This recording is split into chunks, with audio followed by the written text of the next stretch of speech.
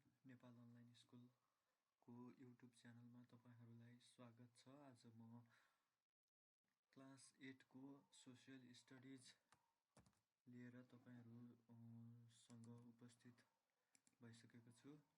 आज हामीले कक्षा 8को सोसियल स्टडिजको इकाइ 5मा रहेको हाम्रो पृथ्वीको बारेमा पढ्न गइरहेका छौँ। यस इकाइभित्र हामीसँग 13वटा पाठहरू रहेका छन्, जसमध्ये ऋतु परिवर्तन, मौसम र हावापानी, धरातलको तापक्रममा प्रभाव पार्ने तत्त्वहरू, जलवायु परिवर्तन, अक्षांश र देशान्तरको प्रभाव, नेपालका जिल्ला र प्रदेश, नक्सा अध्ययनमा दूरीको प्रयोग, नेपालको नक्सा, भूकम्प, हावाहुरी, अफ्रिका महादेश, उत्तर अमेरिका महादेश र दक्षिण अमेरिकाको यात्राको बारेमा पढ्न गइरहेका छौँ। आउन सुरु गरौँ पाठ 1 अर्थात् ऋतु परिवर्तनबाट। ऋतु परिवर्तन भनेको पृथ्वीको वार्षिक गतिको आधारमा सूर्यको किरणसँगको सम्बन्ध हो। ऋतु परिवर्तन पृथ्वीको उत्तरी गोलार्ध र दक्षिणी गोलार्धमा ठिक उल्टो हुने गर्छ। हामीलाई थाहा भएको कुरै हो। यो साउदर्न हेमिस्फियर र नर्दर्न हेमिस्फियरमा ठिक उल्टो ऋतुहरू हुन्छ। साउदर्न हेमिस्फियरतिर समर सिजन हुँदाखेरि नर्दर्न हेमिस्फियरतर्फ चाहिँ हाम्रो विन्टर सिजन हुने गर्छ। उत्तरी धरातलमा उत्तरी गोलार्धमा हिउँद हुँदा दक्षिणी गोलार्धमा ग्रीष्म हुन्छ भने दक्षिणी गोलार्धमा हिउँद हुँदा उत्तरी गोलार्धमा ग्रीष्म ऋतु हुन्छ। ऋतु परिवर्तन पृथ्वीले सूर्यलाई 365 दिनमा एकपटक घुम्छ। पृथ्वीले सूर्यलाई दीर्घ वृत्ताकार कक्षामा घुम्दा कहिले सूर्यबाट नजिक र कहिले टाढा पर्दछ। पृथ्वी आफ्नो कक्षाको विभिन्न स्थानमा पर्न आउँदा विभिन्न भागमा तातिने र चिसिने भएकाले नै ऋतुहरू परिवर्तन हुने गर्छ। एक वर्षलाई 4 ऋतुमा विभाजन गरिएको हुन्छ। ग्रीष्म अर्थात् समर, शरद अर्थात् अटम, शिशिर भनेको विन्टर सिजन र वसन्त भनेको स्प्रिङ सिजन। जुन 21 को दिन लगभग असार 8 गते पर्छ हाम्रो विक्रम सम्वत क्यालेन्डरमा। जुन 21 को दिन लगभग असार 8 गतेतिर सूर्यको किरण कर्कट रेखामाथि लम्ब रूपले पर्छ। त्यस बेला उत्तरी गोलार्धको धेरै भाग सूर्यतिर फर्केको हुन्छ। त्यसैले त्यस बेला उत्तरी गोलार्धमा दिन लामो र रात छोटो हुन्छ। यस समयमा उत्तरी गोलार्धमा गर्मी र दक्षिणी गोलार्धमा जाडो हुन्छ। त्यसैले उत्तरी गोलार्धमा ग्रीष्म र दक्षिणमा शिशिर ऋतु हुन्छ। सेप्टेम्बर 23 को दिन लगभग असोज 7 गतेतिर सूर्यको किरण ठिक भूमध्य रेखामाथि लम्ब रूपले पर्छ। यस बेला पृथ्वीको सबै ठाउँमा दिन र रात बराबरी हुन्छ। यस बेला न जाडो न गर्मी अर्थात् ठिक्कको वातावरण हुन्छ। यस बेला उत्तरी गोलार्धमा शरद ऋतु र दक्षिणी गोलार्धमा वसन्त ऋतु हुन्छ। यसरी नै डिसेम्बर 22 का दिन लगभग पुस 7 गतेतिर सूर्यको किरण मकर रेखामाथि लम्ब रूपले पर्दछ। त्यस बेला उत्तरी गोलार्धमा दिन छोटो र रात लामो हुन्छ भने दक्षिणी गोलार्धमा दिन लामो र रात छोटो हुन्छ। यस समयमा उत्तरी गोलार्धमा जाडो र दक्षिणमा ग्रीष्म ऋतु हुन्छ। यसैगरी मार्च 21 का दिन लगभग चैत 8 गतेतिर सूर्य फेरि भूमध्य रेखामाथि पर्दछ। पृथ्वीको सबै ठाउँमा दिन र रात बराबरी हुन्छ। दुवै गोलार्धमा न गर्मी बढी न जाडो बढी हुन्छ। उत्तरी गोलार्धमा वसन्त र दक्षिणी गोलार्धमा शरद ऋतु हुन्छ। यो क्रम चक्रका रूपमा निरन्तर वर्षभरि चलिरहन्छ। प्रत्येक वर्ष यही क्रम चलि नै रहने भएकाले प्रत्येक वर्ष ऋतुहरू त्यही समयमा फेरि परिवर्तन हुने क्रम वर्षेनी जारी रहन्छ। भाइ बहिनीहरू, त्यो थियो मौसम परिवर्तन ऋतु परिवर्तन सम्बन्धीको केही कुराहरू। र हामी पाठ 2मा मौसम र हावापानी विषय पढ्न गइरहेका छौँ। मौसम वायुमण्डलको अवस्था हो। यो तातो वा चिसो, वर्षायुक्त वा सुक्खा, शान्त वा तुफानी, सफा वा बादलले ढाकेको जस्ता अवस्थामा जनिन्छ। सामान्यतः मौसम ऋतुअनुसार बदलिन्छ। अधिकांश मौसमका घटनाहरू ट्रोपोस्फियरमा पर्ने गर्छन्। ट्रोपोस्फियर भनेको हाम्रो जमिन पृथ्वीको सतहबाट 25 किलोमिटर माथिसम्मको जुन स्पेस छ त्यसलाई चाहिँ ट्रोपोस्फियर भन्ने गरिन्छ। मौसम अन्तर्गत हुरी, मेघगर्जन वा चट्टान आदि, वर्षा, असिना, हिमपात, शीतलहर आदि पनि पर्छन्। सामान्यतः मौसमलाई दैनिक तापक्रम तथा वर्षाको गतिविधिको रूपमा लिइन्छ, जबकि हावापानीले वायुमण्डलको लामो अवधिको अवस्थालाई जनाउँछ। संक्षेपमा वातावरणमा हुने छेडछेडको परिवर्तन नै मौसम हो। हावापानीको आधारमा नेपालको वर्गीकरण फरक फरक उचाइ र स्वरूपका आधारमा क्षेत्रफलका दृष्टिले सानो मुलुक नेपालमा पनि विविध प्रकारको हावापानी पाइन्छ। यसलाई निम्न अनुसार 5 प्रकारमा वर्गीकरण गर्ने गरिएको छ। नेपालको हावापानीलाई यस किसिमले वर्गीकरण गरिएको छ भाइ बहिनीहरू। उष्ण मनसुनी हावापानी भनेको समुद्री सतहको 1200 मिटरसम्मको उचाइमा पर्नेलाई चाहिँ हामी उष्ण मनसुनी हावापानी भन्ने गर्छौँ। न्यानो समशीतोष्ण हावापानी मिटर 2100 देखि 1200 मिटरसम्म, समुद्र सतहदेखि 1200 मिटर भन्दा माथि र 2100 मिटरसम्मको जुन ठाउँहरू रहेको छ त्यहाँ पाउने हावापानीहरू भनेको न्यानो समशीतोष्ण हावापानी रहेको छ। यसै गरी ठन्डा समशीतोष्ण हावापानी भनेको 2100 मिटरदेखि 3300 मिटरसम्म को ठाउँमा ठन्डा समशीतोष्ण हावापानी रहेको छ। घमा लेकाली हावापानी 3300 मिटरदेखि 5000 मिटरसम्मकोलाई लेकाली हावापानी भन्ने गर्छौँ भने हामी 5000 मिटरदेखि माथिलाई चाहिँ हिमाली हावापानी भन्ने गरिन्छ। यो थियो नेपालको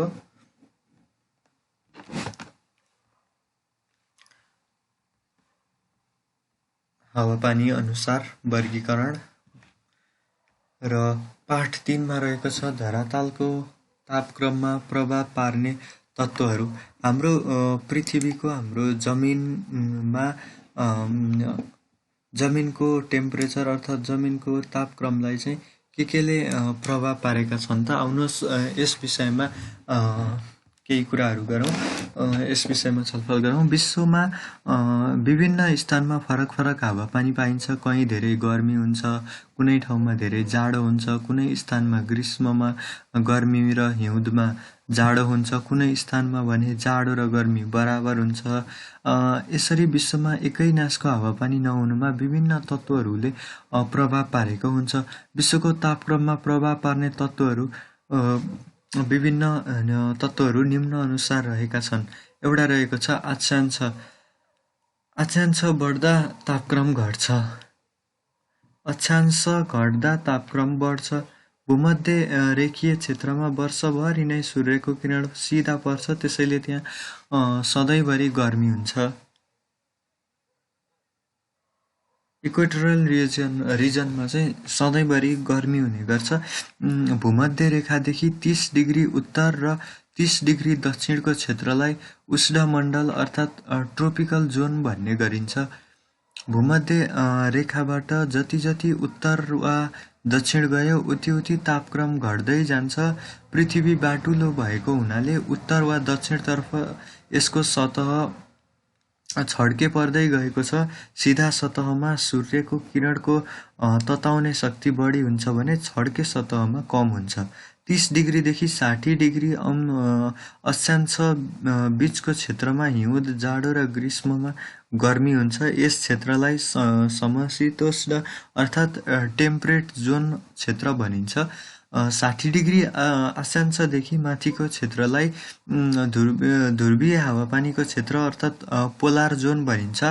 पोलार जोन भनेको हाम्रो माथि र पृथ्वीको तल्लो भागलाई चाहिँ पोलार जोन भनिन्छ। यस क्षेत्रमा वर्षभरि अत्यन्त चिसो हावापानी पाइन्छ।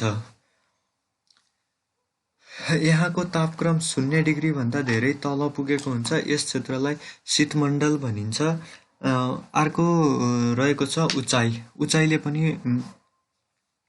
पृथ्वीको सतहको तापक्रमलाई प्रभाव पार्छ। होचो सतहमा वायुमण्डलको घनत्व बढी हुने हुनाले यसको दबाव पनि बढी हुन्छ। जब सूर्यको किरण सिधै पृथ्वीको सतहमा आउँछ त्यसले सतहलाई तताउँछ। त्यसपछि बिस्तारै सतह नजिकका हावाका कणहरू तातेर हामीलाई गर्मी अनुभव हुन थाल्छ। उच्च क्षेत्रमा हावाका कणहरू थोरै सङ्ख्यामा हुन्छन्। यिनीहरू छरिएर रहेका हुनाले ती कणहरू ताते पनि सेलाइहाल्छन्। त्यसैले उच्च क्षेत्रमा चिसो हावापानी हुन्छ।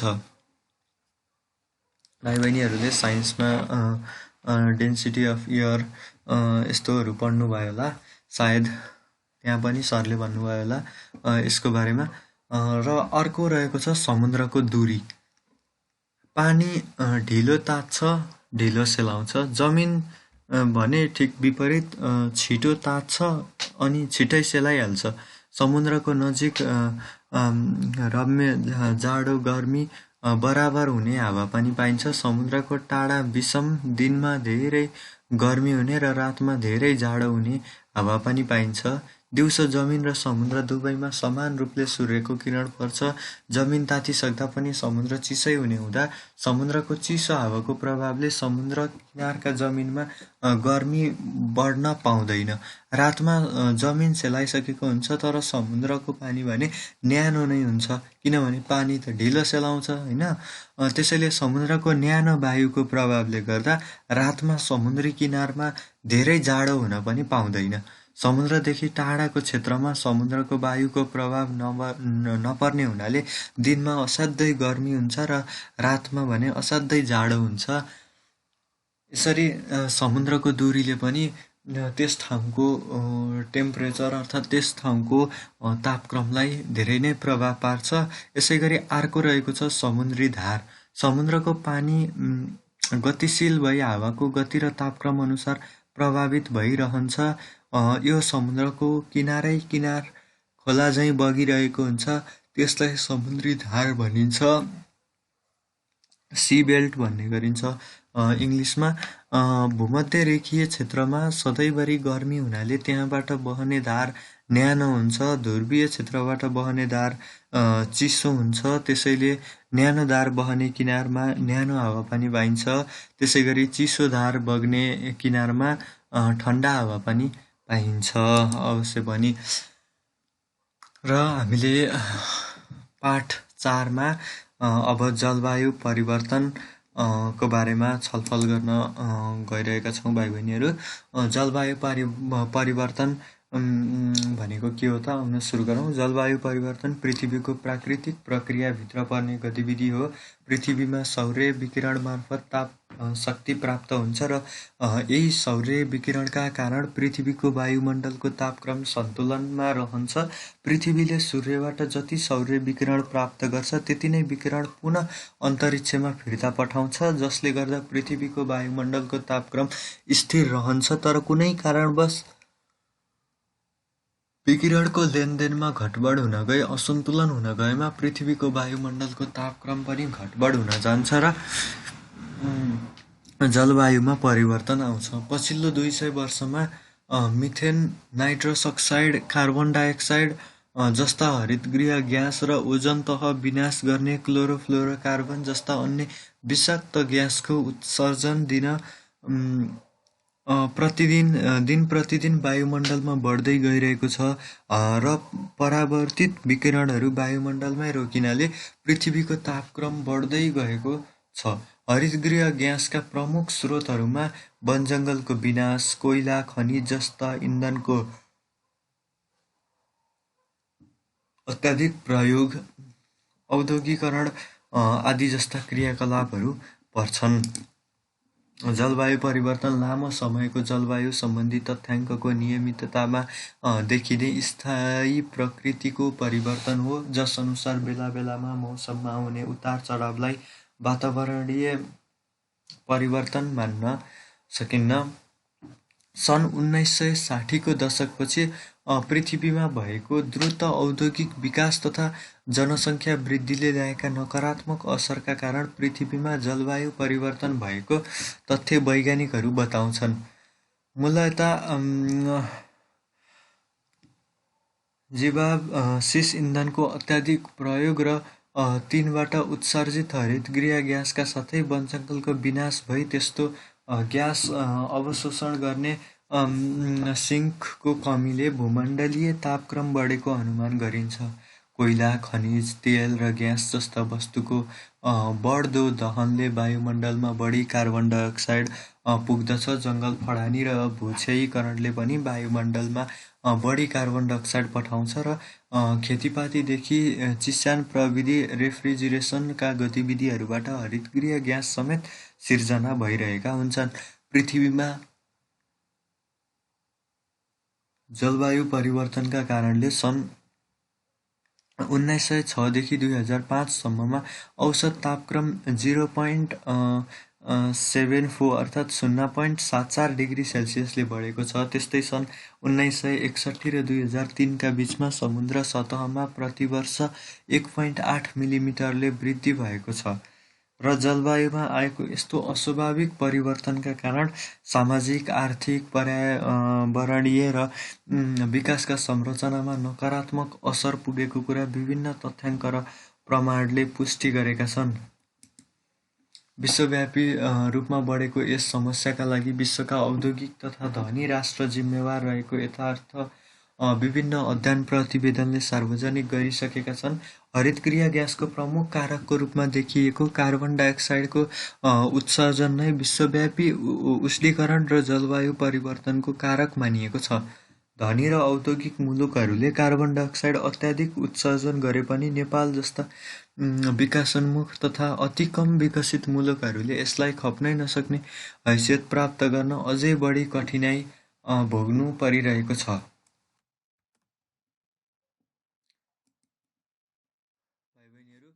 यो सँगसँगै अब हामी अर्को पाठ अर्थात् पाठ 5मा अक्षांश र देशान्तरको प्रभाव इफेक्ट अफ ल्याटिट्युड एन्ड लङ्गिट्युड पढ्न गइरहेका छौँ। अक्षांश भनेको के हो त? आउनुहोस् सुरु गरौँ। चित्रमा हेर्दै गर्नुहोस्। अक्षांश भूमध्य रेखासँग समान्तर हुने गरी पूर्व पश्चिम दिशामा खिचिएको रेखालाई अक्षांश भनिन्छ।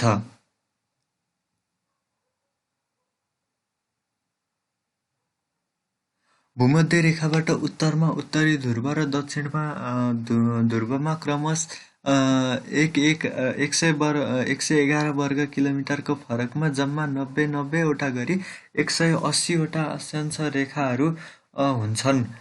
भूमध्य रेखा 0 डिग्रीमा हुन्छ। भूमध्य रेखा 0 डिग्रीमा हुन्छ, जुन इक्वेटर रहेको छ। यो चाहिँ भूमध्य रेखा हो जुन 0 डिग्रीमा रहेको छ।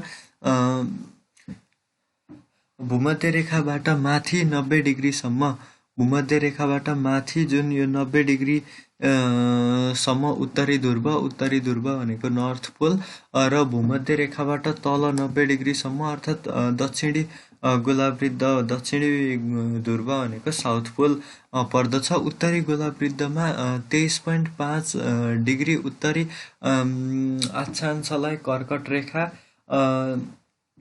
भूमध्य रेखाबाट माथि 23.5 डिग्री उत्तरतर्फको रेखालाई चाहिँ कर्कट रेखा भनिन्छ, जो भनेको ट्रोपिक अफ क्यान्सर हो भने दक्षिणतर्फको 23.5 डिग्री दक्षिणी अक्षांशलाई मकर रेखा अर्थात् ट्रोपिक अफ क्याप्रिकोन भनिन्छ।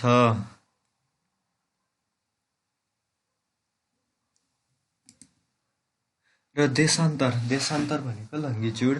प्रधान मध्याह्न रेखालाई आधार मानी पृथ्वीको उत्तरी ध्रुवदेखि दक्षिणी ध्रुवसम्म खिचिएको काल्पनिक रेखालाई देशान्तर भनिन्छ। यो रेखा बेलायतको ग्रिनविच भन्ने ठाउँमा पर्दछ।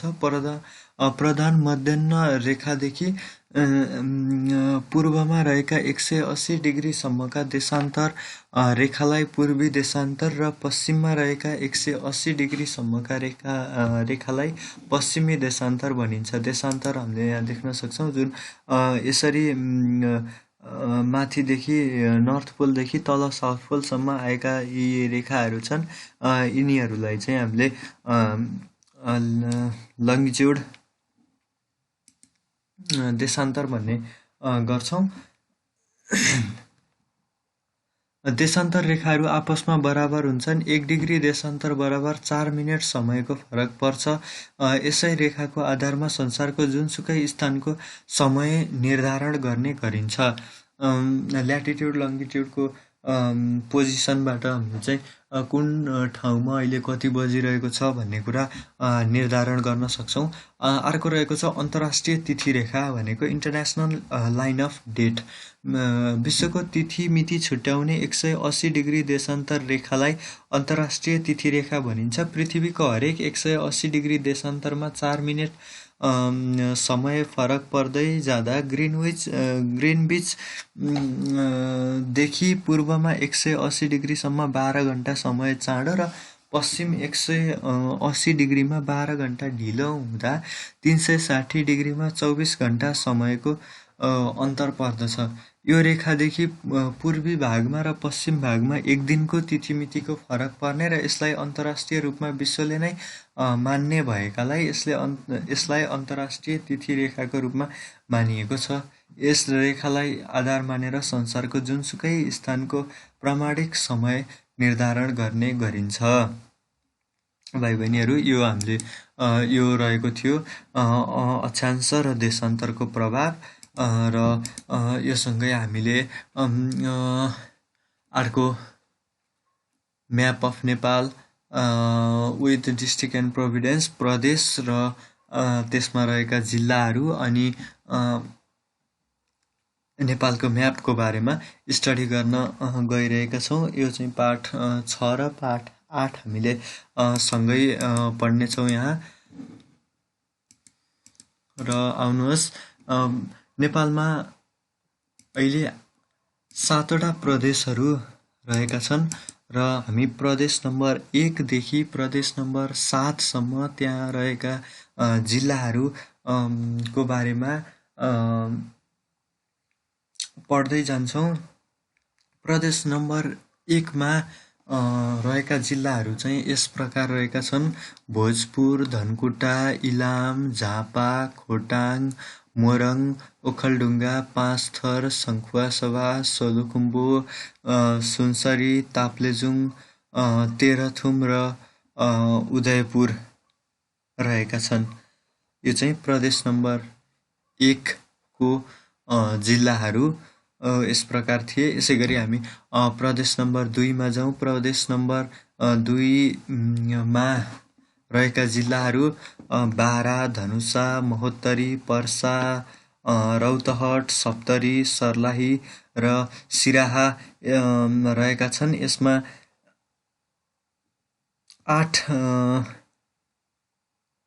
8 जिल्लाहरू रहेका छन्। सबै तराई जिल्लाहरू पर्छन् प्रदेश नम्बर 2 मा भने प्रदेश नम्बर 3 भनेको बागमती प्रदेश, राजधानी हाम्रो देशको राजधानी काठमाडौँ पनि प्रदेश नम्बर 3 मै पर्छ। यहाँ रहेका जिल्लाहरू यस प्रकार रहेका छन् भाइ बहिनीहरू: भक्तपुर, चितवन, धादिङ, दोलखा, काभ्रेपलाञ्चोक, काठमाडौँ, ललितपुर, मकवानपुर, नुवाकोट, रामेछाप, रसुवा, सिन्धुली, सिन्धुपाल्चोक, यहाँका जिल्लाहरू रहेका छन्। यसै गरी गण्डकी प्रदेशमा रहेका जिल्लाहरू बागलुङ, गोर्खा, कास्की, लमजुङ, मनाङ, मुस्ताङ, म्याग्दी, नवलपरासी, पर्वत, स्याङ्जा र तनहुँ रहेका छन्। यो सँगसँगै प्रदेश नम्बर 5 भनेको लुम्बिनी प्रदेशमा अर्घाखाँची, बाँके, बर्दिया, दाङ, गुल्मी, कपिलवस्तु, नवलपरासी, पश्चिम नवलपरासी, पाल्पा, प्युठान, रोल्पा, पूर्वी रुकुम र रूपन्देही रहेका छन्। र 6 नम्बर प्रदेश भनेको कर्णाली प्रदेशमा दैलेख, डोल्पा, हुम्ला, जाजरकोट, जुम्ला, कालीकोट, मुगु, रुकुम, सल्यान, सुर्खेत रहेका छन्। र अन्तिममा प्रदेश नम्बर 7 भनेको हाम्रो सुदूरपश्चिमाञ्चल प्रदेशमा अछाम, बैतडी, बझाङ, बाजुरा, डडेलधुरा, दार्चुला, डोटी, कैलाली र कञ्चनपुर रहेका छन्। भाइ बहिनीहरू, तल मैले नेपालको नयाँ नक्सा देखाइरहेको छु तपाईँहरूलाई चित्रमा। यो नक्सामा तपाईँहरूले यो पाठ पढिसकेपछि यो जिल्लाहरूको नाम र नेपालको नक्सामा कुन जिल्ला कहाँ पर्छ भनेर भर्न सक्ने हुनुपर्छ तपाईँहरू। र नेपालको म्याप बनाउन प्रयास गर्नुहोस्। म्यापहरू हेरेर नेपालको म्याप बनाउन ट्राई गर्नुहोस्। र हामी यो पाठसँगै हामी अब नयाँ पाठ 9 मा जान्छौँ। यहाँ हामी भूकम्पको बारेमा कुरा गर्छौँ। भूकम्पको बारेमा तपाईँहरूलाई पनि धेरै कुराहरू थाहा नै होला, तर हामी बुकमा के छ त आउनुहोस् पढौँ। जमिन हल्लुनु वा काँप्नुलाई भूकम्प भनिन्छ। जमिन धेरै हल्लिएमा घरहरू भत्किन सक्छन् र जमिन पनि फाट्न सक्छ। धेरै धनजनको क्षति हुन सक्छ। भूकम्प जाने एउटा मात्र कारण भने छैन। धेरै कारणहरूमध्ये ढिक्का प्रणाली अर्थात् टेक्टोनिक प्लेट सिस्टम एक महत्त्वपूर्ण कारण हो। यस सिद्धान्त अनुसार पृथ्वीको केन्द्रमण्डलमा ज्यादै तातो पदार्थ म्याग्मा रहेको छ। म्याग्माको वरिपरि कडा चट्टानले बनेको तहले ढाकेको छ। त्यो तह एउटै ढिक्का नभई विभिन्न ढिक्काहरू प्लेटमा विभाजित छन्। यी ढिक्काहरू चलायमान छन्। कुनै ढिक्काहरू आपसमा जोडिँदैछन् भने कुनै ढिक्काहरू छुट्टिँदैछन्। कुनै ठुलो ढिक्काका मुनि साना साना ढिक्काहरू घुस्रिँदै पनि छन्। यसरी छुट्टिने, जोडिने र घुस्रिने क्रममा चट्टान चिरा पर्ने, भाँचिने, फुट्ने, धर्सिने हुन सक्छ। त्यस्तो अवस्थामा त्यहाँको सतहमा कम्पन पैदा हुन्छ। त्यसलाई हामी भूकम्प भन्छौँ। नेपाल पनि यस्तै ढिक्काहरूको जोर्नीमा रहेको छ। दक्षिणतर्फको भारतको ढिक्का उत्तरतर्फको तिब्बतीय ढिक्कातर्फ घुस्दैछ। इन्डियन टेक्टोनिक प्लेट र टिबेटियन टेक्टोनिक प्लेट रहेको छ। त्यसैले नेपालमा जहिले पनि भूकम्प जान सक्ने खतरा चाहिँ रहिरहन्छ। जमिन मुनिको भूकम्पको उत्पत्ति भएको स्थानलाई हाइपोसेन्टर र सो कम्प सिधा सतहमा आइपुग्ने केन्द्रलाई इपिसेन्टर भनिन्छ। भूकम्प रेक्टर स्केलमा नापिन्छ। विक्रम सम्वत 1990 माघ 2 मा नेपालमा महाभूकम्प गएको थियो। विक्रम सम्वत 2045 भदौ 5 र विक्रम सम्वत 2068 असोज 1 मा पनि नेपालको पूर्वी क्षेत्रमा ठुलो भुइँचालो गएको थियो। 2072 वैशाख 12 गते र 29 गते गएको महाभूकम्पबाट पनि नेपालले ठुलो धनजनको क्षति सहनु पर्यो। अहिले पनि यस क्षेत्रमा महाभूकम्प जानका निम्ति शक्ति सञ्चय भइसकेको अनुमान गरिएको छ। त्यसैले हामी आजैदेखि सुरक्षाको तयारीमा लाग्नुपर्छ। भूकम्पबाट जोगिन निम्नानुसार सावधानी अपनाउनुपर्छ। भाइ बहिनीहरू, तलका बुदाहरू तपाईँहरूले पढिसकेपछि आफू सँगसँगै अरूहरूलाई पनि सेयर गर्नुहोला। भूकम्पबाट बस्न हामी सबैले प्रयास गर्नुपर्छ। हामी सबैले विभिन्न उपायहरू अपनाउनुपर्छ। आउनुहोस्, के हुन् त विविध उपायहरू छलफल गरौँ। भूकम्प आउनु अघि शिक्षक अभिभावक विद्यार्थी व्यवस्थापन समिति मिलेर भूकम्पीय सुरक्षा योजना बनाउने, भूकम्पीय दृष्टिले जोखिम भएका र सुरक्षित वस्तु तथा स्थानहरू पहिचान गरी सुधार गर्ने, यो योजना अनुसारका टोलीहरू बनाई कामको जिम्मेवारी बाँडफाँड गर्ने, भूकम्पीय स्थानान्तरण नक्सा निर्माण गरी विद्यालयका सबैले देख्ने स्थान र कक्षा कोठामा पनि टाँस्ने। आपतकालीन सामग्री र हाजिरी पुस्तिका सबैले भेट्ने स्थानमा राख्ने। प्रत्येक त्रैमासिक परीक्षा सकिएपछि भूकम्पीय सुरक्षा पूर्वाभ्यास ड्रिल गर्ने। यो चाहिँ तपाईँहरूले आफ्नो विद्यालयमा गर्न सक्नुहुन्छ। भूकम्प आइरहेको समयमा क्लासभित्र कक्षाभित्र हुनुहुन्छ भने तपाईँहरूले के गर्ने त? सबै विद्यार्थी तथा शिक्षक डेस्क बेन्च मुनि बस्ने र डेस्क बेन्चको खुट्टा मजाले समात्ने। डेस्क बेन्चमा टेबल नभएको ठाउँमा सुरक्षित स्थानहरूमा हात वा झोला वा किताबले टाउको छोपेर थचक्क बस्ने। शरीरलाई सकेसम्म सानो बनाएर बस्ने। कोही पनि नभएको स्थानमा भएमा चित्रमा देखाए जस्तै गरी घुँडा टेकी, यहाँ चित्र छैन तर घुँडा टेकेर गुडुल्की परेर ओत लागेर बस्ने, जसलाई डक कभर होल्ड पोजिसन पनि भनिन्छ। र भूकम्प गइसकेपछि के गर्ने त? कराउने, आत्तिने, दौडिने गर्नु हुँदैन। शान्त भएर होसियारीका साथ नआत्तिकन बस्नुपर्छ। हल्ला नगरी लाइन लागेर नदौडिकन छिटो बाहिर निस्कनुपर्छ। तोकिएको सुरक्षित स्थानतर्फ जानुपर्छ। लाइनमा हल्ला नगरी बस्नुपर्छ। आफ्ना साथी आएनन् सबैलाई हेरेर शिक्षकलाई तुरुन्त खबर गर्नुपर्छ। उद्धार टोलीलाई सघाउनुपर्छ। यसै गरी शिक्षकको निर्देशन नपाएसम्म त्यहाँबाट यताउति लाग्नु हुँदैन र घर पनि जानु हुँदैन। तपाईँको स्कुलमा विद्यालयमा भएको खाली ग्राउन्डहरूमा गएर सुरक्षित भएर बस्नुपर्छ। आफू च्यापिएको वा थुनिएको अवस्थामा धैर्यताका साथ उद्धार टोलीको प्रतीक्षा गर्नुपर्छ। उद्धार टोली आएको सङ्केत पाएपछि मात्र आवाज दिनुपर्छ। है त भाइ बहिनीहरू, यो कुराहरू चाहिँ तपाईँले 2-3 चोटि फेरि पनि पढ्नुहोस्। यो चाहिँ एकदमै महत्त्वपूर्ण कुरा रहेको छ। र पाठ 10मा हामीले हावाहुरी अर्थात् हुरिक्यानको बारेमा पढ्छौँ। यसमा चाहिँ मैले इङ्ग्लिसमा यसलाई कलेक्सन गरेको छु र म यो पढ्न गइरहेको छु भाइ बहिनीहरू। पाठ 10 हावाहुरी। क्याटेगोरी 1 हुरिक्यान भनेको very dangerous winds will produce some damage. Wind तर यसले चाहिँ सामान्य क्षतिहरू मात्र पैदा गर्छ, जसको रेन्ज रहेको छ 74 देखि 95 miles per hour. Could strike people, livestock and pets and older mobile homes could be destroyed. पुराना टेम्पोररी घरहरू भत्किन सक्छन्। जीव जन्तु र मान्छेहरूलाई पनि असर पुर्याउन सक्छ।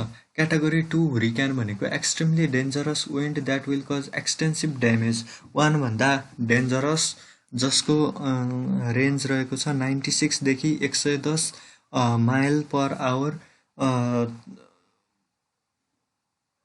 रेन्जको हुरिक्यान चाहिँ क्याटेगोरी 2 हुरिक्यानमा पर्छ। यसमा चाहिँ इन्जुरी र डेथको पनि रिस्क हुने गर्छ भने हावाहुरीले उडाएर ल्याएका सामानहरूले लागेर मान्छे अनि जनावरहरूलाई लागेर घाइते हुन सक्ने, मृत्यु हुन सक्ने सम्भावना रहन्छ। पुराना घरहरू भत्किन सक्छन् र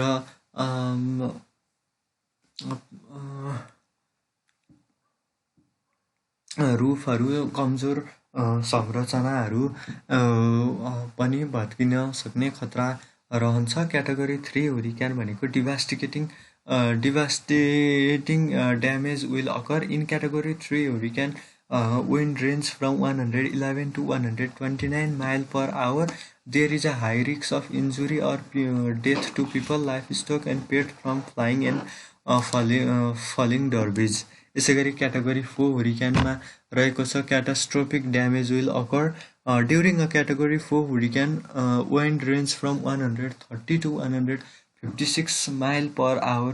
Category 5 hurricane, a catastrophic damage will occur In the category 5 hurricane, the highest category hurricane wind are 157 mile per hour or higher. यो भनेको एकदमै ठुलो हो भाइ बहिनीहरू। क्याटेगोरी 6 हुरिक्यान भनेको क्याटेगोरी 6 हुरिक्यानभन्दा ठुलो हुरिक्यान हुन सक्दैन। यो चाहिँ म्याक्सिमम विन्ड चाहिँ 185 माइल पर आवर रेकर्ड गरिएको छ अहिलेसम्म। यो चाहिँ अमेरिकाको फ्लोरिडामा भएको थियो र यसले चाहिँ अमेरिकामा धेरै क्षति निम्त्याएको थियो। र यो सँगसँगै हामी पाठ 10लाई अन्त्य गर्दै पाठ 11मा जाउँ। अब भाइ बहिनीहरू, पाठ 11मा अफ्रिका महादेशको बारेमा केही कुराहरू लेखिएको छ। हुनुहोस् अफ्रिका महादेशको बारेमा पढौँ। अफ्रिका एउटा महादेश हो, अफ्रिका कन्टिनेन्ट हो। अफ्रिकामा मानवको उत्पत्ति भएको मानिन्छ। हामी ह्युमन बिङको इभोल्युसन भएको ठाउँ चाहिँ अफ्रिकालाई मान्ने गरेका छन् वैज्ञानिकहरूले। अफ्रिका दोस्रो ठुलो महादेश हो। पहिलो ठुलो कुन हो भने भाइ बहिनीहरू एसिया हो, जुन हाम्रो नेपाल अवस्थित छ, र दोस्रो रहेको छ अफ्रिका। यसको समग्र क्षेत्रफल पृथ्वीको कुल भूभागको 5औं भागभन्दा अलि बढी छ। अफ्रिकाको कुल भूभागको 90% जति जमिन जङ्गल, मरुभूमि र निर्जन जमिनहरूले ओगटेको छ। त्यसैले करिब 10% जमिनको माटो मात्र खेतीयोग्य रहेको छ। अफ्रिकाको अवस्थिति यस प्रकार रहेको छ। उत्तर दिशामा युरोप छ, जसलाई भूमध्य सागरले छुट्याउँछ। पूर्व दिशामा एसिया छ, जसलाई स्विस क्यानल र रेड सी अर्थात् स्विस नहर र रातो सहरले छुट्याउँछ। पूर्वी दिशामा अस्ट्रेलिया छ, यसलाई हिन्द महासागरले छुट्याउँछ। र पश्चिम दिशामा अमेरिकी महादेशहरू छन्, जसलाई एट्लान्टिक महासागरले छुट्याउँछ। अफ्रिकाको पनि मिश्रमा मानव जीवनको उत्पत्ति भएको मानिन्छ। भाइ बहिनीहरू, यो अवस्थित रहेको स्थान चाहिँ तपाईँहरूले सम्झिनु होला। यो एकदमै महत्त्वपूर्ण रहेको छ। धसान क्षेत्रमा कयौँ ताल तलैयाहरू रहेका छन्। भिक्टोरिया ताल यस क्षेत्रको प्रसिद्ध ताल हो, लेक भिक्टोरिया। विश्वको सबैभन्दा लामो नदी नाइल रिभर, जुन चाहिँ 6670 किलोमिटर रहेको छ, यो पनि अफ्रिकामा नै छ। भिक्टोरिया तालबाट उत्पत्ति भई भूमध्य सागरमा खस्छ। नाइल नदी Congo, Zaire, Zambezi, Orange, Senegal र नाइजर अफ्रिकाका मुख्य नदीहरू हुन्। यहाँ धेरै नदीहरू पनि रहेका छन्, लामो नदीहरू, ठुला नदीहरू। भौगोलिक स्वरूप र अवस्थितिको प्रभावले गर्दा यो महादेशको अधिकांश क्षेत्रको हावापानी विषम रहेको छ।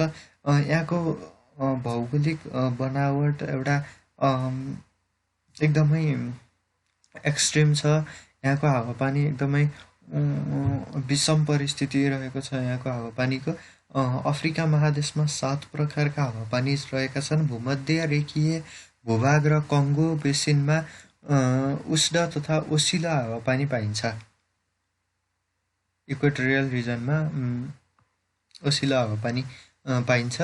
महादेशको उत्तरमा फैलिएको विशाल तातो सहारा मरुभूमि रहेका कारण उत्तरतर्फको हावापानी अत्यन्त गर्मी र शुष्क छ।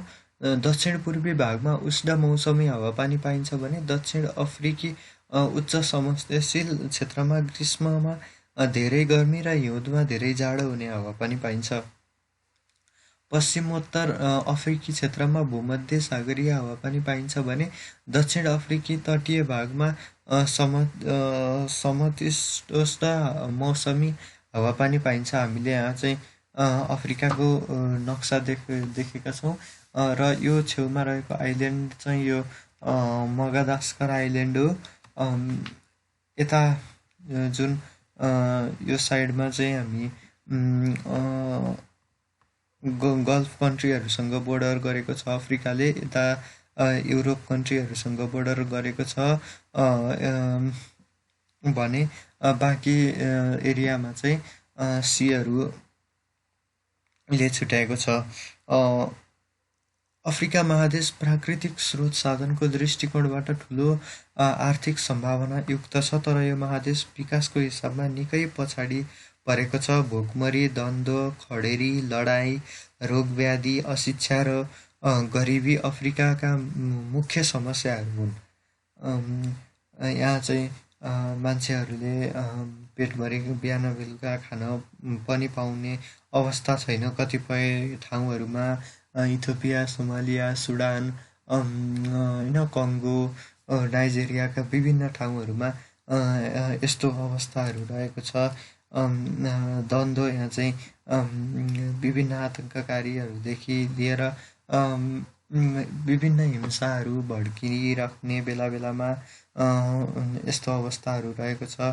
जस्तै इथियोपियामा, सोमालियामा, सुडानमा यस्ता घटनाहरू हामीले प्रत्येक दिन सुन्दै आएका पनि छौँ। खडेरी, यहाँ चाहिँ मरुभूमिहरू धेरै भएको र पानी नपर्ने कारणले गर्दा यहाँ खडेरी पर्ने र पानी नपर्ने कारणले यहाँ जमिन पनि कृषियोग्य छैन। लडाईँ भइहाल्यो, रोगव्याधि भनेको अब यहाँको मुख्य रोग भनेको HIV, एड्स र अरू विभिन्न रोगहरू जस्तै इबोला, अनि त्यसपछि डायरिया, झाडापखाला आदि रोगहरूले पनि अफ्रिकाका विभिन्न ठाउँहरूलाई एकदमै ग्रसित बनाएको छ। यहाँको अशिक्षा र गरिबी पनि यहाँको मुख्य समस्याहरू हुन्।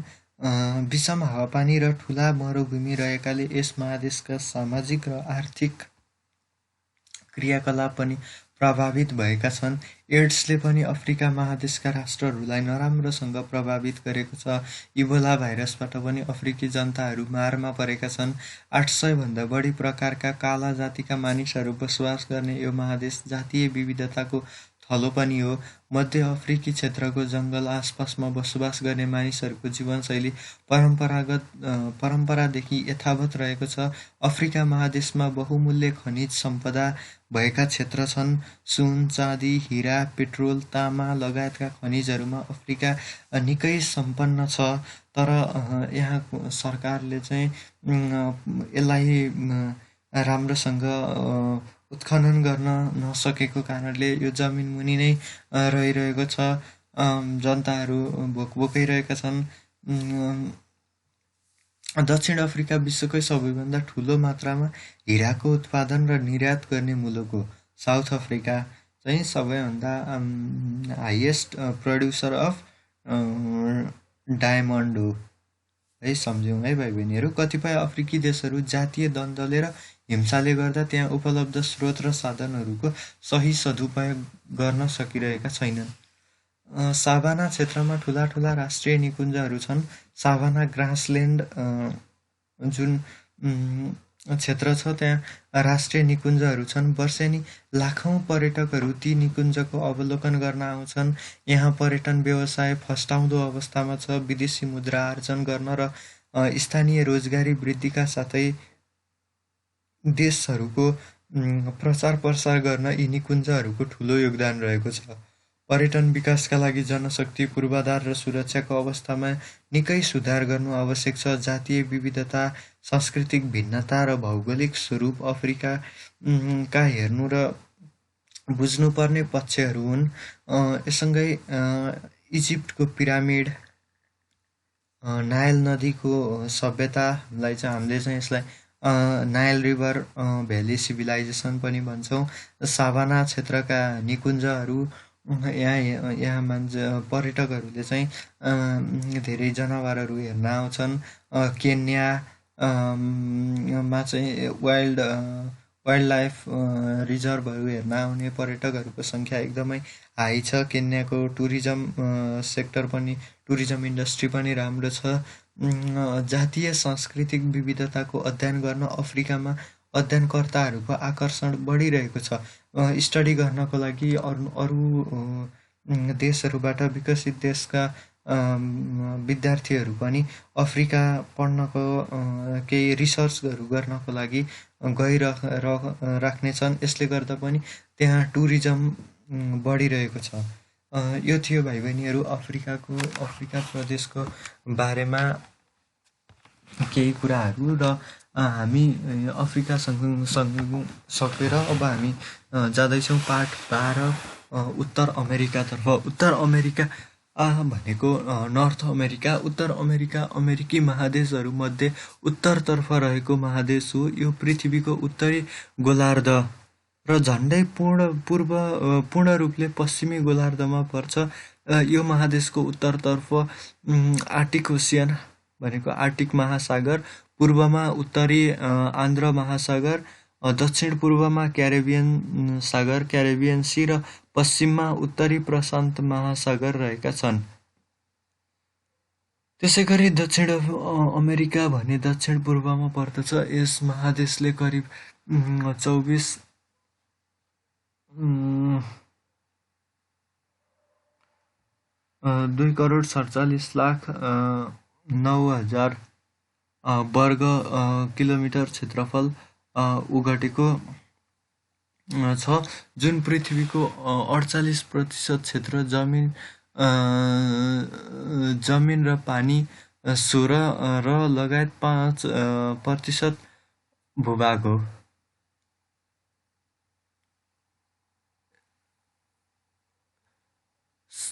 सन् 2008 जुलाईको तथ्याङ्क अनुसार यहाँको जनसङ्ख्या करिब 52 करोड थियो। यो महादेश क्षेत्रफलको आधारमा एसिया र अफ्रिका पछिको ठुलो महादेश हो भने जनसङ्ख्याको आधारमा एसिया, अफ्रिका र युरोप पछि पर्दछ।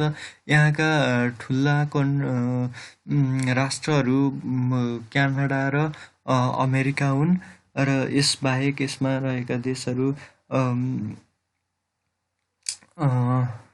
मेक्सिको, ग्वाटेमाला यिनीहरू पर्दछन्। डोमिनिकन रिपब्लिक र क्यारिबियन कन्ट्रीहरू। सरी, ग्वाटेमाला पर्दैन होला, सरी भाइ बहिनीहरू, त्यो तपाईँहरूले हेर्नुहोला। क्यारिबियन कन्ट्रीहरू चाहिँ नर्थ अमेरिका कन्टिनेन्टमा पर्छन्। र अर्को रहेको छ पार्ट 13 दक्षिण अमेरिका भनेको साउथ अमेरिका। दक्षिण अमेरिका उत्तर अमेरिका महादेशको दक्षिणतर्फ स्थित छ। पानामा नहरले यी दुवै महादेशलाई छुट्याउँछ। पानामा क्यानलले चाहिँ दक्षिण अमेरिका र उत्तर अमेरिकालाई छुट्याउँछ। यसको पश्चिममा पेसिफिक ओसियन रहेको छ र पूर्वमा एटलान्टिक ओसियन रहेको छ। दक्षिण अमेरिकाको केही महत्त्वपूर्ण भौगोलिक सम्पदाहरू के रहेका छन् भने एन्डिज पर्वतमाला, एन्डिज माउन्टेन रेन्ज भनिन्छ। अमेजन नदी भनेको विश्वको सबैभन्दा ठुलो नदी हो। अघि हामीले अफ्रिकामा कुरा गऱ्यौँ, नाइल नदी चाहिँ विश्वको सबैभन्दा लामो नदी हो भने अमेजन नदी भनेको चाहिँ विश्वको सबैभन्दा ठुलो नदी हो। भाइ बहिनीहरू यसमा नझुकिनु होला र यो चाहिँ सम्झिनुपर्ने कुरा हो। यसलाई चाहिँ सम्झिनु होला। रियो डी जेनेरियोको सहर, यो चाहिँ ब्राजिलको एकदमै पुरानो सहर हो। अनि लिमा पेरुको सहर। यसमा लिमा चाहिँ टुरिस्ट डेस्टिनेसनको रूपमा एकदमै फेमस रहेको छ। केप हर्न, चाइल, अर्जेन्टिना। दक्षिण अमेरिका महादेश 120 उत्तरी अक्षांशदेखि 550 दक्षिणी अक्षांशसम्म फैलिएको छ। यो उत्तर अमेरिका महादेशको दक्षिणी खण्ड पानामासँग जोडी दक्षिणतर्फ निरन्तर फैलिएको छ। यस महादेशको उत्तरी भूभागमा भूमध्य रेखा पर्छ। दक्षिणको भूमि दक्षिण ध्रुवको नजिकैसम्म फैलिएको छ। दक्षिण अमेरिका महादेशको पश्चिमपट्टि उत्तरदेखि दक्षिणसम्म विशाल पर्वतमाला रहेको छ। यसलाई चाहिँ एन्डिज माउन्टेन रेन्जको रूपमा चिनिन्छ।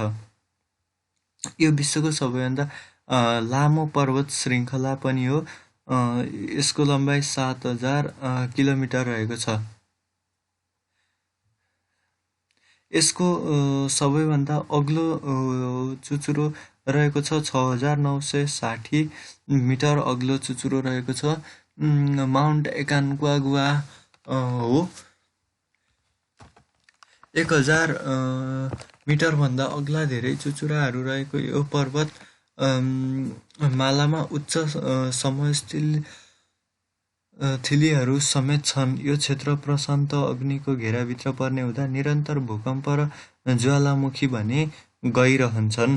अमेजन बेसिन क्षेत्रमा वर्षभरि गर्मी हुन्छ। यहाँ ओसिलो हावापानी पाइन्छ। भूमध्य रेखीय क्षेत्र हुनाले दैनिक घनघोर वर्षा हुन्छ र बाढी आइरहन्छ। अमेजन रिभरको वरपर चाहिँ अमेजन बेसिन क्षेत्र छ, जुन यो चित्रको यो ग्रिन पार्टमा हामीले देख्न सक्छौँ। यो विश्वको सबैभन्दा ठुलो एउटा फरेस्ट हो। अहिलेसम्म पनि यसको पुरै एक्सप्लोर हुन सकेको छैन।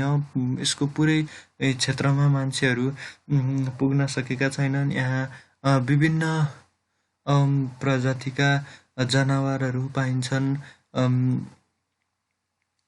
त्यही भएर यो चाहिँ एकदम डेन्जरस पनि छ र टुरिस्टको लागि चाहिँ यसको केही भूभागहरूमा चाहिँ टुरिस्टहरू जानको लागि पर्मिसन पनि रहेको छ। यहाँ वर्षभरि गर्मी हुन्छ। यहाँ ओसिलो हावापानी पाइन्छ।